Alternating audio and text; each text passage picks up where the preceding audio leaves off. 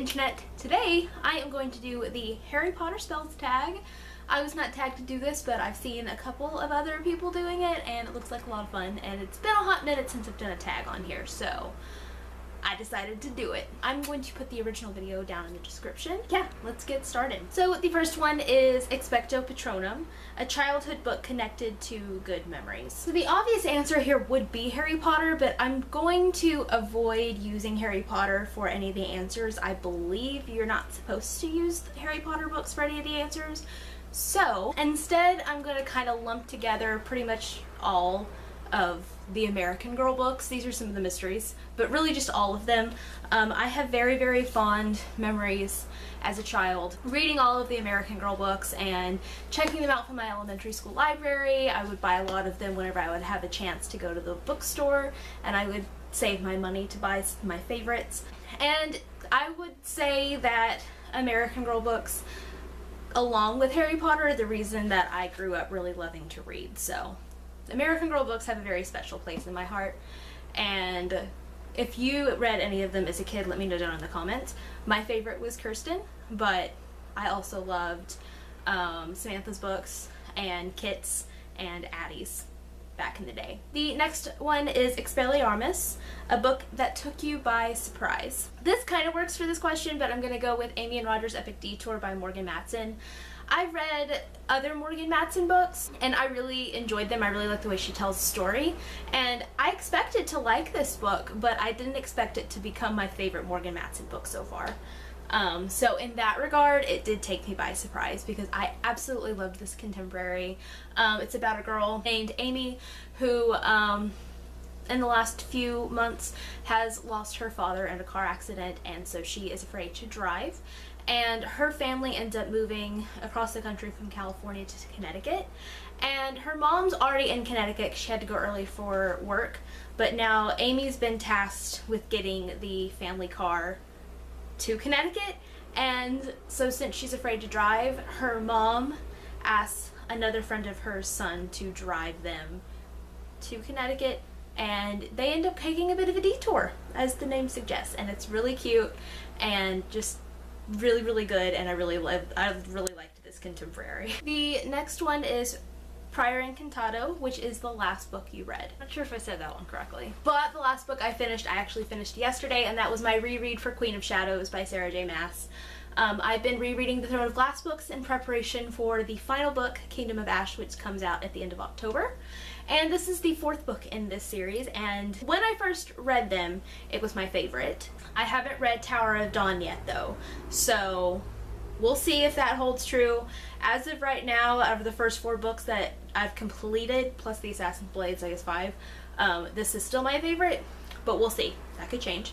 But this series is about, I'm sure y'all probably know because it's one of the most popular series on BookTube, but it's about an assassin named Selena who has been in this awful prison for about a year, and the Crown Prince shows up and tells her that his father, the king, is holding a competition for his own personal assassin, and the prince wants Selena to be his champion in this competition.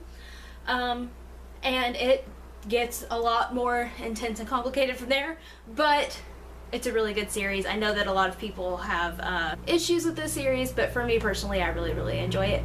So I'm on the 5th book right now. I just started it last night, and I'm already realizing how much of that last book I forgot, so yeah. The next question is Alohomora, a book that introduced you to a genre you had not considered before. So we are going to go back quite a ways to about 3.5 years ago. When I first started following booktubers, I really didn't realize that there was this giant community around it. I just followed a couple of booktubers along with the regular YouTubers that I watched. And I think the first couple of booktubers I watched were Books and Quills and Little Book Owl. And I remember when A Darker Shade of Magic came out, Katrina from Little Book Owl was really excited to read it, and it sounded very intriguing to me. But I had never really read a lot of fantasy other than Harry Potter and like Narnia, like things like that. And I definitely never read high fantasy. So it was a little nerve-wracking for me, but Not long after that, I ended up studying abroad in London, and I needed a new book to read, so I stumbled into Waterstones and recognized this from her video and bought it. This was kind of my introduction to fantasy in a way, which is like the main thing that I read now. And it's also one of my favorite series of all time, so you should read it if you haven't. But yeah, it's kind of cool that that's a thing that happened. The fifth one is Riddikulus, a funny book you've read. I am going to choose The Gentleman's Guide to Vice and Virtue by Mackenzie Lee for this one. This is a historical fiction book. It's really, really good. It's about this boy named Monty who is going to go on his like gentleman's trip around the world. It's a thing that they did back then. And he ends up going with his best friend and his sister, and he's in love with his best friend. It has been a hot minute since I read it, so I can't remember how he ends up identifying. I want to say he's bi. I'm pretty sure he's bi. And even though this book has some definitely like intense moments, but it's also really funny in a lot of parts. And I feel like a lot of that is just because Monty is such a dramatic character, but like in a funny way, that you just... I really, really enjoyed this book. The sequel is coming out super soon, and I'm really excited to read it because it's about his sister, and it's going to be about pirates. It sounds great, but this book definitely had me laughing the whole way through. The next one is Sonorous, a book you think everybody should know about. So for this one, I'm going to go kind of around the route of a book or series, actually, that I think more people should know about. Because a lot of the series and books that mean a lot to me are things that I discovered through BookTube, so I don't want to just mention it again. But this series that I have in mind is one that I think is really, really good, but I hardly ever hear people talk about it. And that is the Ravenspire series by CJ Redwine. So this series, it's actually a companion series, so you don't really need to read them in order. But they are a series of retellings, and they all take place in the same world. But as of right now, I've only read the first two books. The third one is out. It's called The Traitor Prince. There wasn't anything overlapping, so they kind of stand alone, even though they all take place in the same world and they're technically a series. These books are really good. I really enjoyed these two. The Shadow Queen is a retelling of Snow White, and the Wish Granter is a retelling of Rumpelstiltskin, and these, I think, did a really good job of keeping all the gruesomeness that are in the original tales in there instead of trying to make light of everything. They were very dark retellings, and it's really, really easy to get super invested in what's going on because you really don't know how it's going to turn out just because CJ Redwine isn't afraid to go that dark, gruesome route with these books. So I really enjoy these first two. I can't wait to read the third one, which is called The Traitor Prince. I think it's a retelling of The Prince and the Pauper, but I may be wrong. And I think that more people should pick these up because they're really good. The seventh one is Obliviate, a book or spoiler you would like to forget having read. This one's kind of tricky because I have kind of gotten to a point in my life where if I am not enjoying a book, I don't feel bad about DNFing it. So the ones that I have read, and I've pushed myself to finish reading, I don't really regret doing so. So instead, I'm gonna kind of throw it way back and talk about a book that I had to read in high school that I really didn't enjoy, and that was The Pearl by John Steinbeck. What year? I want to say that was my sophomore year of high school, I think. And there were so many books I read in high school that I did enjoy, but there are also some that I didn't, and that was definitely one of them. I felt like reading that book gave me no sense of anything. It was a waste of my time. I don't remember getting anything out of it, even though the discussions, like, it was just kind of a waste of time in my opinion.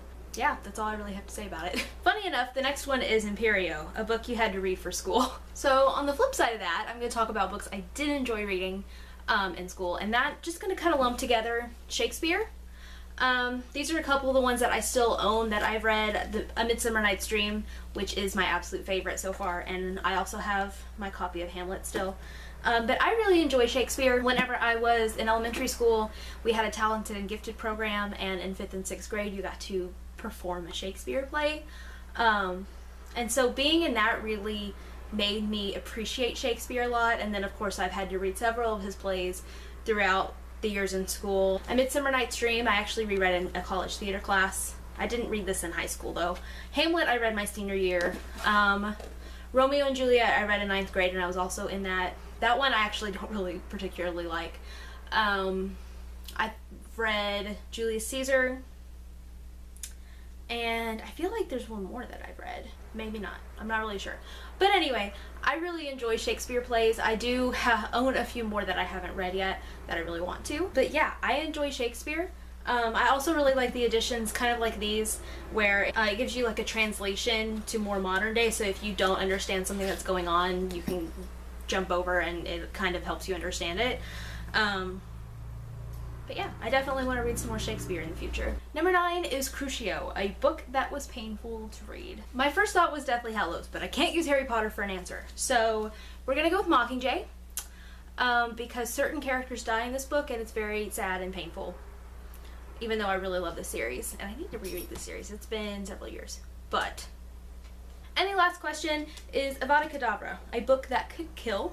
Interpret as you will. I am going to go with A Court of Wings and Ruin by Sarah J. Maas, just because this book is so heavy, because it's 699 pages and it's on that thin paper and it's very heavy to read, that I actually probably could use this book as a weapon. Like if somebody broke into my apartment, I could probably grab this book and beat them with it. So that is it for the Harry Potter Spells book tag. I'm not going to tag anybody to do this, but if you want to do it, I will leave the questions down in the description for easy access. And I will see you guys next time with another video. Bye.